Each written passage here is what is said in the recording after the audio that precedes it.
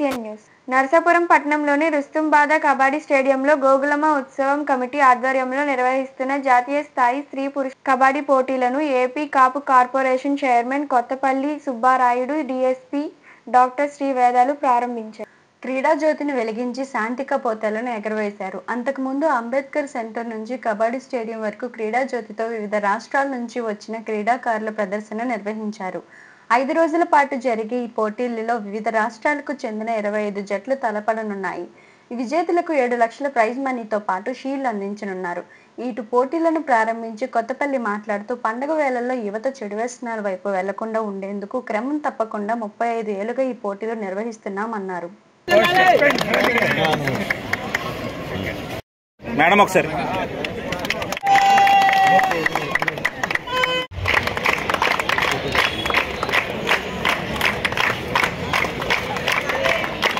ఇంతమంది ప్రేక్షకులు ఉన్నారు. చక్కగా ఇంత మంచి కార్యక్రమాలు వీళ్ళందరికీ ఏర్పాటు చేశారు. ఎన్నో సంవత్సరాల నుంచి చప్పట్లతో వారిని అభినందించాలి. ఉత్సాహంగా ఉల్లాసంగా అందరూ కూడా మన నరసాపురం గారు మన క్రీడాకారులు ఖరీదు చేసుకుంటూ వెళ్తున్నారు. కరాతల ధ్వనులతో మనందరం కూడా స్వాగతం పలకాలని కోరి ప్రార్థిస్తూ అందరూ కూడా విజయం ఆకాంక్షించాలని కోరుతూ ఆ గోగులమ్మ తల్లి ఆశీస్సులు అందరికీ కూడా ఉండాలని అతిథులకి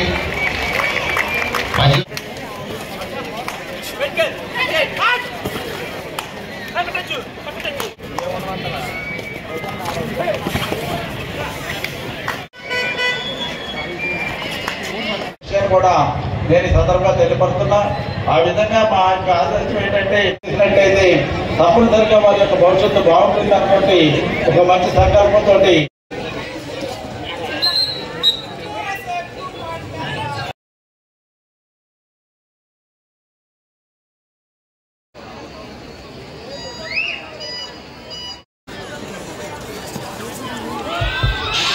this is the final call.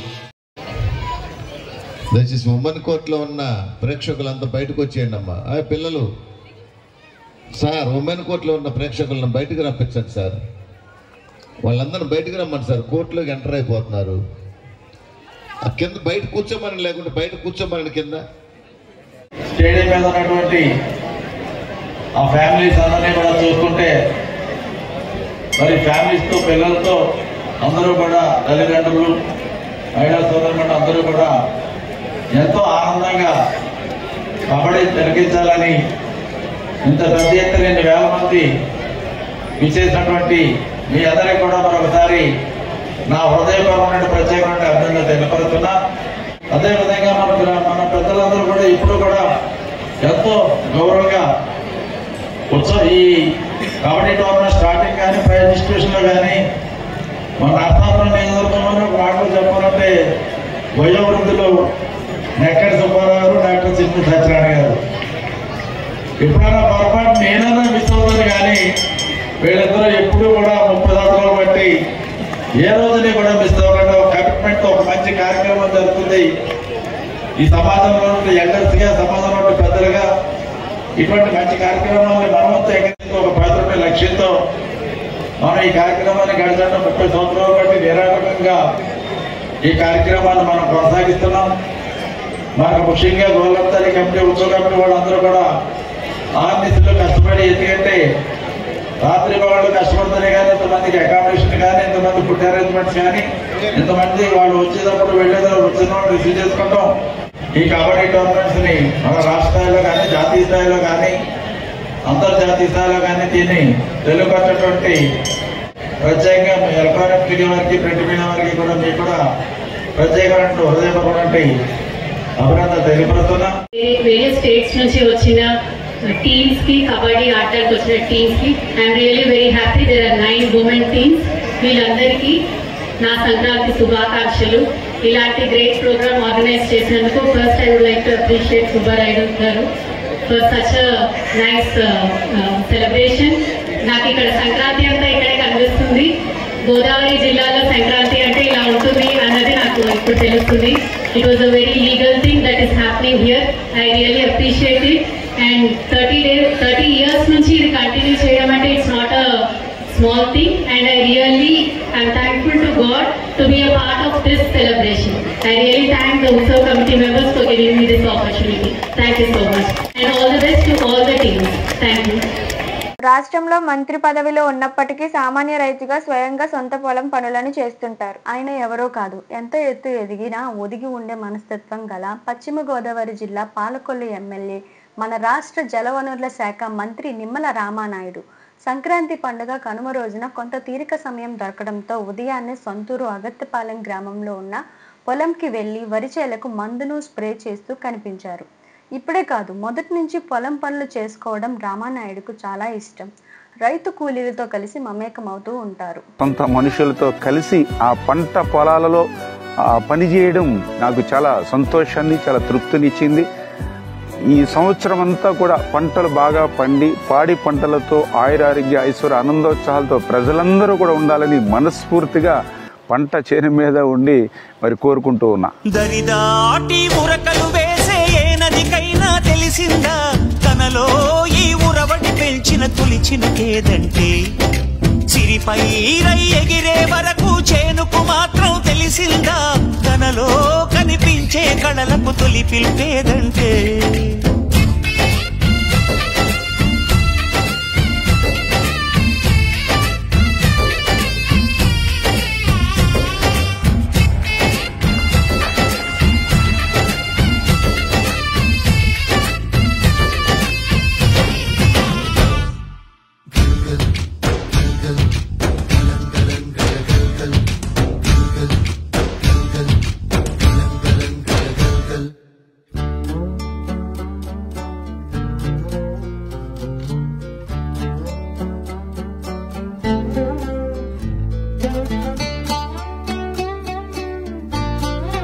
Narasapuram పట్టణంలోని చిన్నమామిడిపల్లి జవదవల వారిపేటలో నిర్వహించిన ఆత్మీయ సమావేశానికి ప్రభుత్వ విప్ బొమ్మిడి నాయకర్ ముఖ్య అతిథిగా ఈ సందర్భంగా కాంగ్రెస్ పార్టీ నుంచి సొడదేశి శ్రీధర్ తో పాటు మరికొంతమంది జనసేనలో చేరారు.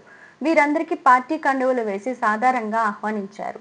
పార్టీ సిద్ధాంతాలు, కూటమి ప్రభుత్వం చేస్తున్న అభివృద్ధిని చూసి తాను జనసేనలోకి చేరినట్లు శ్రీధర్ స్పష్టం చేశారు.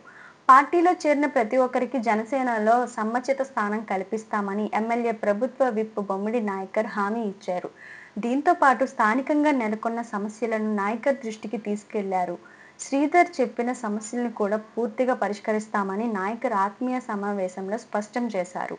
ఈ కార్యక్రమంలో కోటిపల్లి వెంకటేశ్వరరావు, ఆకన చంద్రశేఖర్, కొల్లటి గోపికృష్ణ, బందెల రవీంద్ర, గుబ్బల మారాజు, కొల్లబత్తుల వెంకటేశ్వరరావు, కొల్లబత్తుల నరసింహారావు మరియు నియోజకవర్గ జనసేన, టీడీపీ, బీజేపీ నాయకులు, జల సైనిక వీర మహిళలు తదితరులు పాల్గొన్నారు. చిట్టిబాబు గారు, పెదపాట ప్రసాద్ గారు, సిరింగల భగత్ సింగ్, బండారు ప్రసాద్ రత్నరాజు గారు, యార్లగడ్డ ప్రేమ్ కుమార్.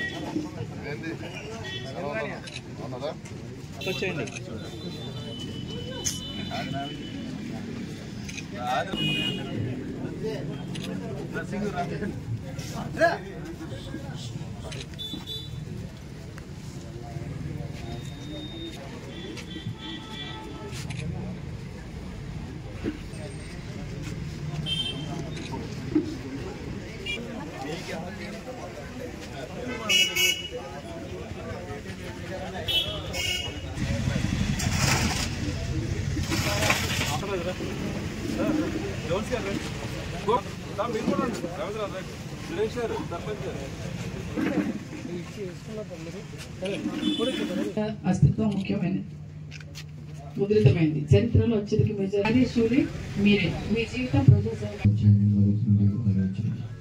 ప్రతి వాడును పై అధికారం నిస్సందులు చేయదు ప్రభావం నేను ప్రార్థన చేయటం.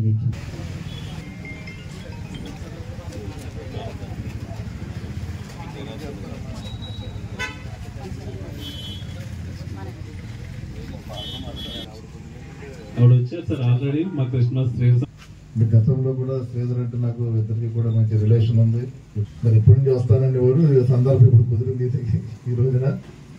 మరి ఇది నాతోటి మరి పవన్ కళ్యాణ్ గారు, జనసేన పార్టీ సిద్ధాంతాలు, ఇవాళ ఎన్డీఏ కూటమి ప్రత్యేకంగా కూటమి వెళ్తున్న పనితీరును నచ్చి మీరు ఈరోజు జనసేన పార్టీలో జాయిన్ అవుతున్న సోదరుని నేను మనస్ఫూర్తిగా నేను స్వాగతం తెలియజేసుకుంటూ ఈ ప్రయాణం కూడా నాతో ప్రయాణం కూడా కలిసి రాబోయే రోజుల్లో మన గ్రామాల అభివృద్ధి పదంలో కూడా ఏదైతే చిన్నమావిడిపల్లి గ్రామం కానీ మీరున్న పరిసర ప్రాంతాలు కానీ అభివృద్ధి పదంలో కూడా ముందుకు వెళ్ళే విధంగా కూడా మరి తనతో కలిసి మీరు ప్రయాణం చేసే విధంగా మేము ముందుకు వెళ్తామని చెప్పి మనస్ఫూర్తిగా తెలియజేసుకుంటూ సభ్యులు, ప్రభుత్వ విప్పు అయినటువంటి ప్రియత నాయకులు, పూజ్యులు పెద్దలు బొమ్మడి నాయకర్ గారు నాయకత్వాన్ని, ఆయన చేస్తున్నటువంటి పనిని, ఆయన చేస్తున్నటువంటి అందరినీ కలుగుపోయేట విధానాన్ని, అలాగే సమాజంలో ఉన్నటువంటి దళితులను, అలాగే వెనుకబడిన తరగతులు అందరినీ కూడా కలుపుతాన్ని మీరు నచ్చి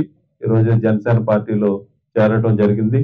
అలాగే ఆయన నర్సాపురం మున్సిపాలిటీలో ఎప్పటి నుంచో ఉన్నటువంటి అంబేద్కర్ విగ్రహాన్ని కూడా ఆయన దానికి సంబంధించినటువంటి పునర్నిర్మించడానికి, అక్కడ వసతులన్నింటినీ సమకూర్చడానికి కమిషనర్ గారిని తీసుకొచ్చి గత వారం రోజుల నుంచి అంత ముందు నుంచి కూడా చేస్తున్నందుకు మేము దానికి ధన్యవాదాలు తెలియజేస్తున్నాం.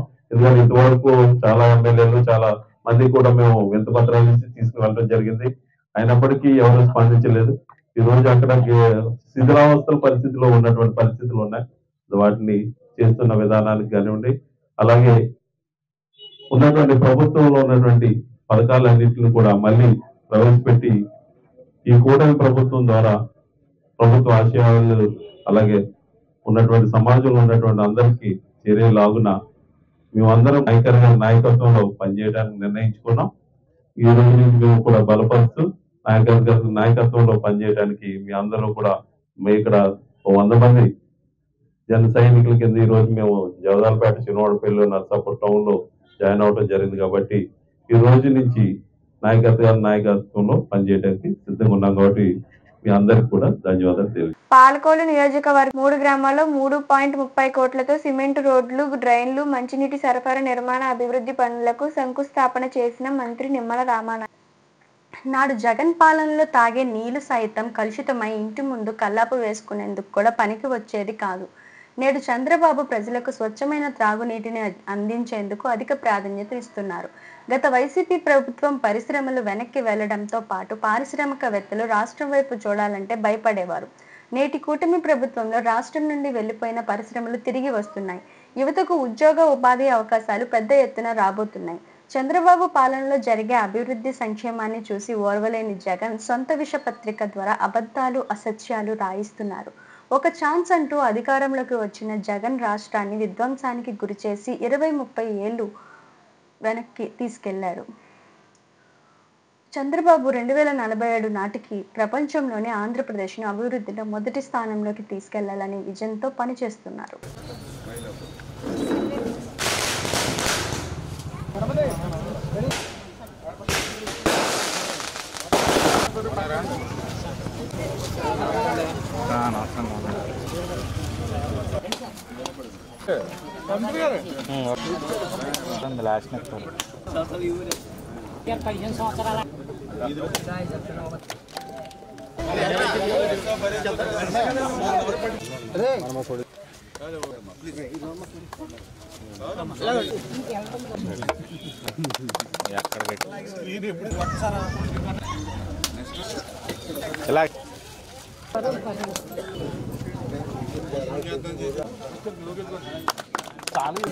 సరిపోయిందా?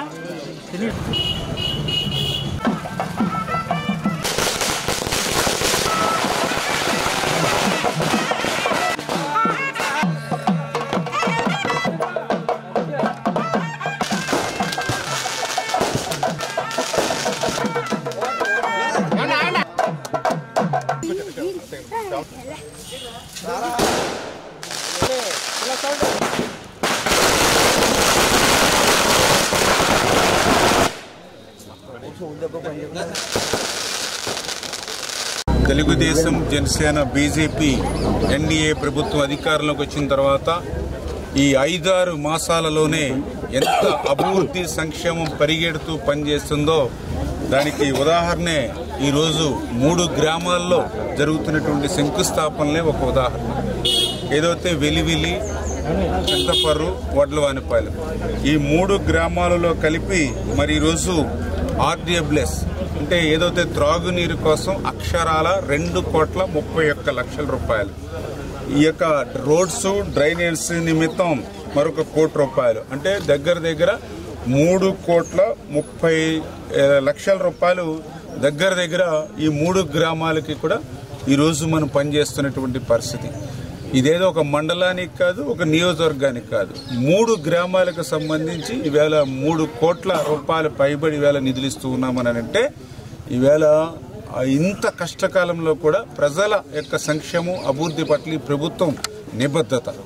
అందులో కూడా పర్టికులర్గా ఈరోజు మరి 2,31,00,000 రూపాయలు మరి ఈవేళ త్రాగునీరు కోసం 3 గ్రామాలు కేటాయించామనంటే దానికి కారణం గత ఎన్నికల ముందు 5 సంవత్సరాల గత పాలనలో ప్రజలందరూ కూడా త్రాగునీరు మరి ఇబ్బందులు వచ్చేటువంటి నీళ్ళన్నీ కూడా కల్లాపు వేసుకోవడానికి, మొక్కలకి నీళ్ళు వేసుకోవడానికి తప్ప త్రాగడానికి పని చేయట్లేదని ఏదైతే మహిళలందరూ కూడా మాకు గ్రామాన మొరపెట్టారో ఈవేళ అధికారంలోకి వచ్చాక వాళ్ళకి ఏదైతే మాట ఇచ్చామో ఆ మాట నిలుపుకునేటువంటి విధంగా మరి ఈరోజు ఏదైతే వెలివెలి గ్రామానికి 55 లక్షల రూపాయలు, అదేవిధంగా మన చింతపర్రు గ్రామానికి సంబంధించి 1,28 లక్షల రూపాయలు, వడ్లవానిపాలెం గ్రామానికి సంబంధించి మరి 48 లక్షల రూపాయలు అక్షరాల మరి ఈ యొక్క ఓహెచ్ఆర్లు నిర్మాణం చేసుకోవడానికి, శివారు ప్రాంతాలకి పైప్ లైన్లు వేసుకోవడానికి, ఫిల్టర్ బెడ్లు కూడా మైక్రో ఫిల్టర్ బెడ్లు మరి వాళ్ళకి తయారు చేసుకోవడానికి ఈరోజు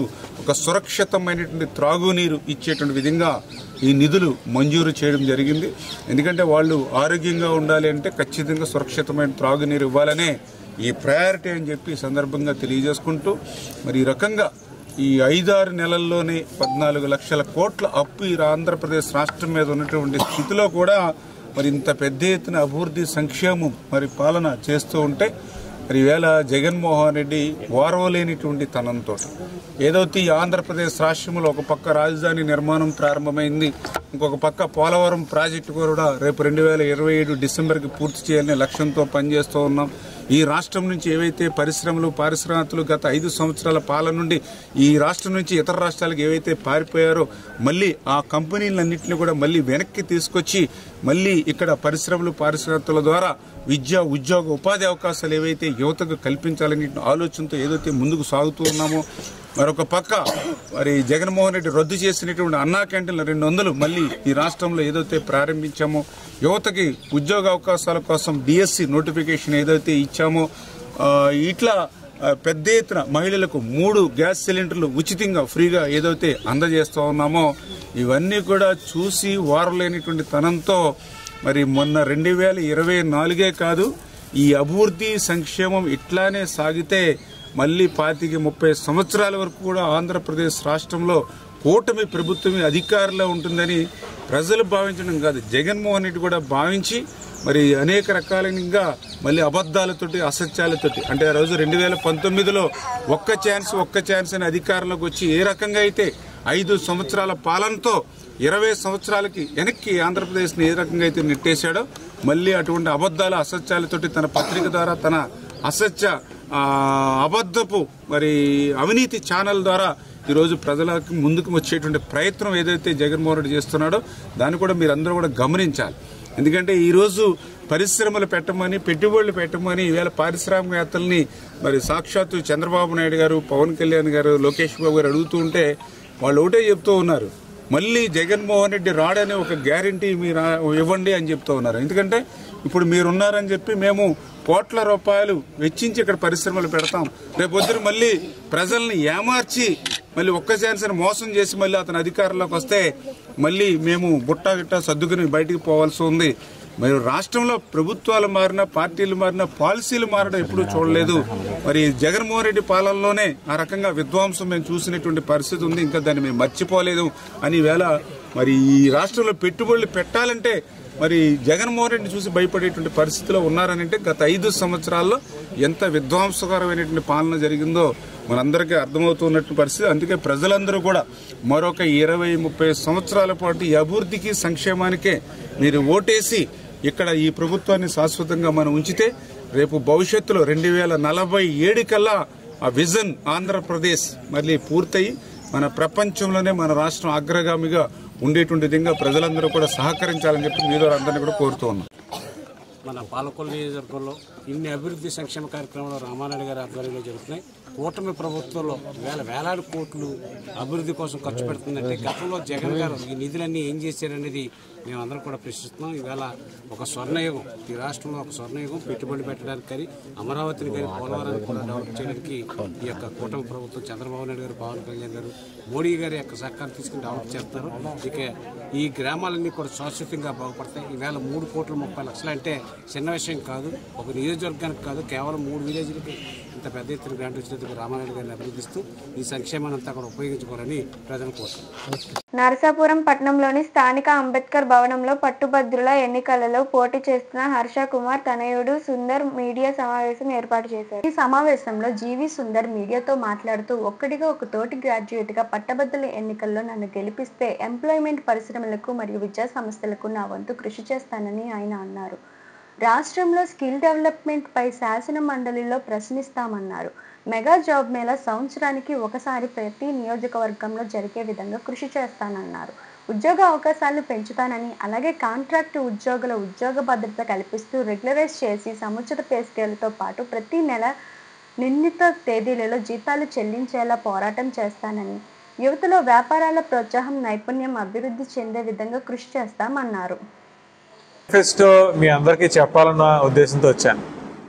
నా ఈ మేనిఫెస్టోలో నేను సొంతంగా రాసుకున్న 7 పాయింట్లు, నేను ఏదైతే చేయగలుగుతానో అవి ముఖ్యంగా ప్రజల ముందుకు ప్రచారం చేసి తీసుకెళ్లే ప్రయత్నం చేస్తున్నాను. ఇందులో భాగంగా నా మేనిఫెస్టోలో నా మెయిన్ పాయింట్స్ వచ్చి ఎంప్లాయ్మెంట్ ఎక్స్చేంజ్ సెంటర్, తర్వాత entrepreneurship development centre. Graduate MLC అన్నవాడు ఖచ్చితంగా నిరుద్యోగ సమస్యల గురించి మాట్లాడాలి, ఉపాధి కల్పన గురించి మాట్లాడాలి. ఈ రెండు కూడా ఏ ముగ్గురు కూడా అంత ఎఫెక్టివ్గా వాటిని కన్సిడర్ చేయలేదు. గవర్నమెంట్ ఉద్యోగస్తులకి గవర్నమెంట్ ఎమ్మెల్సీ ఉన్నారు, లేదంటే ఉపాధ్యాయులకి ఉపాధ్యాయ ఎమ్మెల్సీ ఆల్రెడీ ఉన్నాడు. కానీ గ్రాడ్యుయేట్ ఎమ్మెల్సీ ఉన్నవాడు ఖచ్చితంగా ఎంప్లాయ్మెంట్ గురించి, ఎంప్లాయ్మెంట్ జనరేషన్ గురించి, లేదంటే కాంట్రాక్ట్ ఎంప్లాయీస్ ప్రాబ్లమ్స్ గురించి, లేదంటే ప్రైవేట్ ఎంప్లాయీస్ ప్రాబ్లమ్స్ గురించి మాట్లాడాలని నేను skill exchange centre, skill development centre, employment exchange centre, entrepreneurship development centre ఈ పెట్టడానికి నిర్ణయించుకుని ప్రజల ముందుకు వెళ్తున్నాను.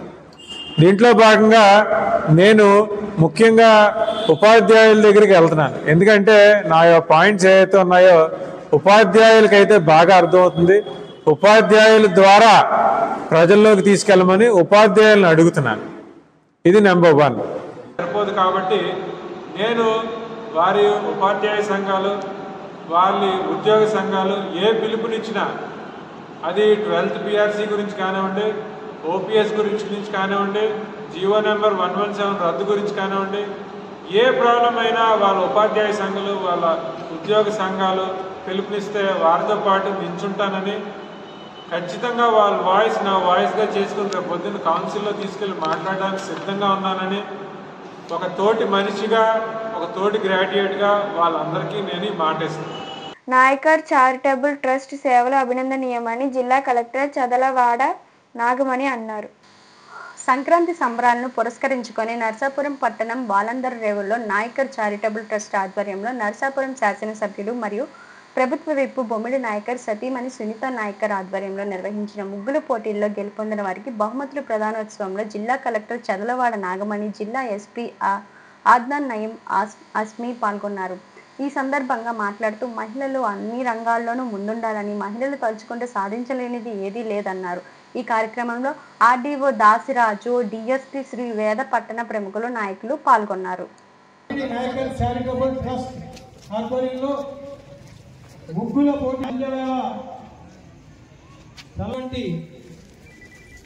సి నాగరాణి గారు జరపడానికి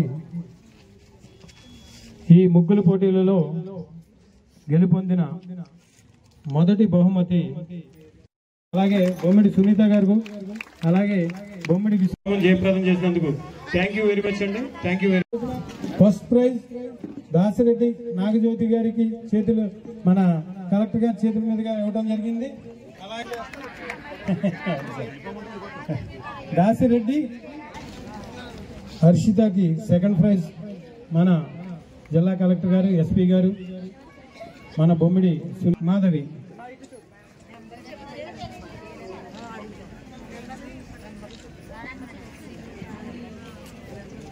నిర్వహించిన సునీత గారికి మనస్ఫూర్తిగా అభినందిస్తున్న జిల్లా ఎస్పీ గారు, ఆర్డీఓ దేశరాజు గారు, డిఎస్పీ గారు, అందరికీ కూడా నా యొక్క నమస్కారాలు. ఈరోజు ఇక్కడ ఏర్పాటు చేసిన ముగ్గుల పోటీ, సంక్రాంతి ముగ్గుల పోటీ మన సంస్కృతి సాంప్రదాయాల్ని ప్రతిబింబిస్తూ చేసుకోవడం చాలా సంతోషంగా ఉంది. ఈ కార్యక్రమంలో ఇక్కడ పాలు పంచుకోవడం, మీ అందరితోటి ఈ ఉత్సాహాన్ని పంచుకోవడం చాలా సంతోషంగా ఉంది. మహిళలు, పిల్లలు అందరూ కూడా ఉత్సాహంగా పాల్గొన్నట్టు చాలా చక్కటి రంగవల్లులన్నీ కూడా తీర్చిదిద్దారు. ఈ రంగవల్లుల్లోనే మొత్తం సంక్రాంతి శోభ అంతా కూడా ఈ నరసాపురం పట్టణం నుంచి ఈ జిల్లా అంతటికీ కూడా మంచి జరగాలని చెప్పేసి అందరికీ సంక్రాంతి శుభాకాంక్షలు తెలియజేసిన సునీత గారికి అభినందనలు తెలియజేస్తూ ఇంకా ముందు ఇంకా మంచి చక్కటి కార్యక్రమాలు ఏర్పాటు చేయాలని చెప్పేసి సెలవు తీసుకుంటాం. ముగ్గుల పోటీల సంక్రాంతి సంబరాలు అన్నవి చాలా మంచిది. చారిటబుల్ ట్రస్ట్ ద్వారా ఏర్పాటు చేశాము. మొదటిసారిగా మనం నెగ్గిన తర్వాత ఇదే మొదటిసారి అండి. మీరందరూ కూడా పార్టిసిపేట్ చేశారు, చాలా సంతోషం. ఈ సంక్రాంతి మనందరికీ కూడా నూతన ఉత్సాహాన్ని, ఆరోగ్యాన్ని, ఆనందాన్ని అందించాలని మనస్ఫూర్తిగా కోరుకుంటున్నానండి. ఈ అవకాశం ఇచ్చిన అందరికీ కూడా ధన్యవాదములు. పేదవాడి ఆకలి తీర్చాలని ఉద్దేశంతో గవర్నమెంట్ హాస్పిటల్ వద్ద జలవనరుల శాఖ మంత్రి నిమ్మల రామానాయుడు తండ్రి ధర్మారావు పేరుతో ఏర్పాటు చేసిన ఫౌండేషన్ ఆధ్వర్యంలో అన్నా క్యాంటీన్ 1487 రోజుగా కీర్తిశేషులు కుసుకూర్తి కృష్ణ సుబ్బారావు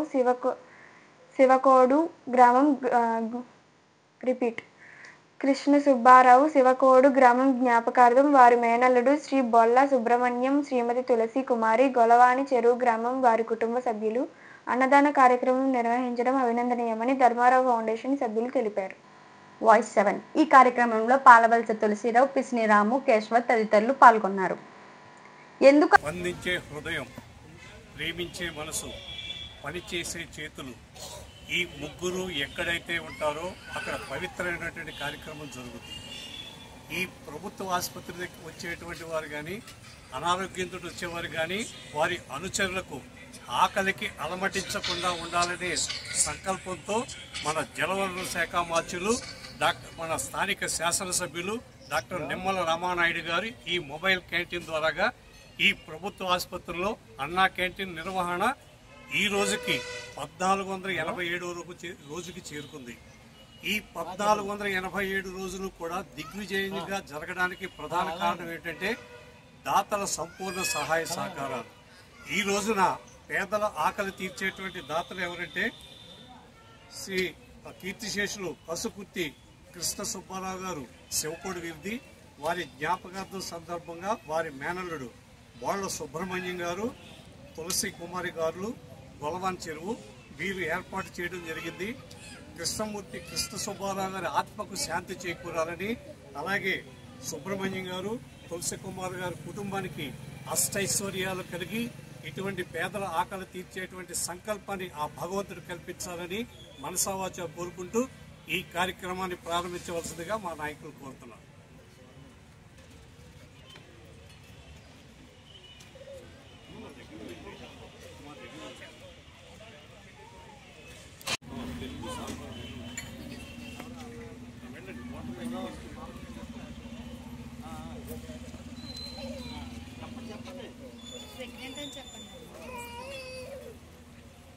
చెప్పండి.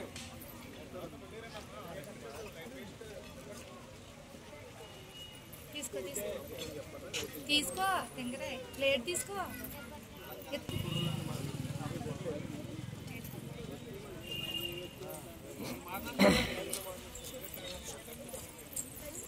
సరే మీ అమ్మ